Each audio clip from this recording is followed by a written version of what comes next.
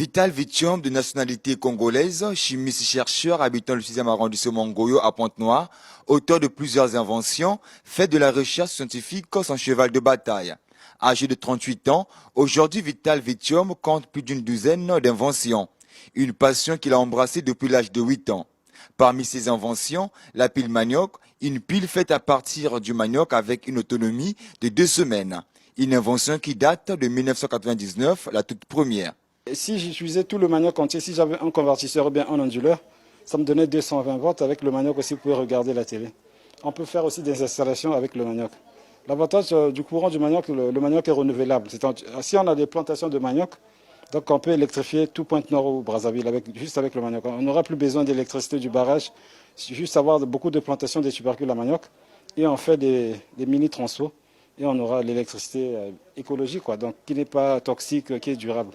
Toujours dans sa passion de découvrir, en 2017, le chercheur scientifique met en place une nouvelle pile qu'il appelle la pile plante. Il s'agit d'une pile qui tire la source de son énergie à base des plantes. La pile plante fonctionne très bien.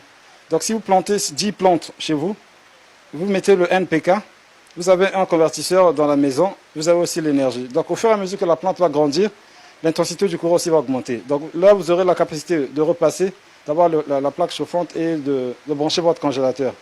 Donc la pile plante ne meurt jamais.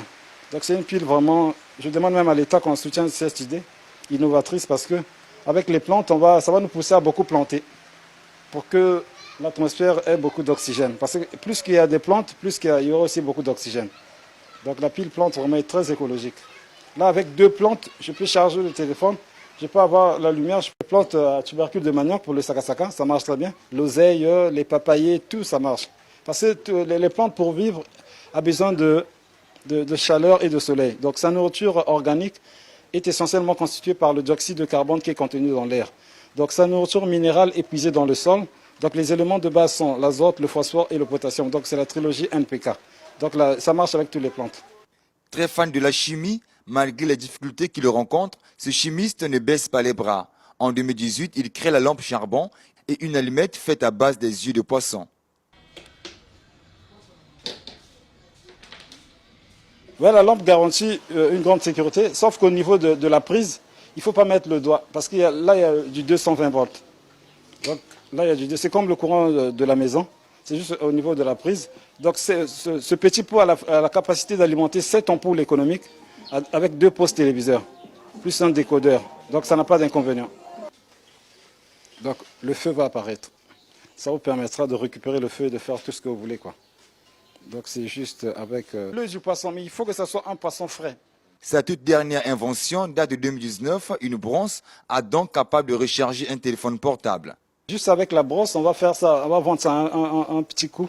On peut le faire à 300, à 200 pour que tous les Congolais aient la facilité de charger le téléphone juste en mettant de la salive sur leur brosse à charbon et ils vont charger leur téléphone.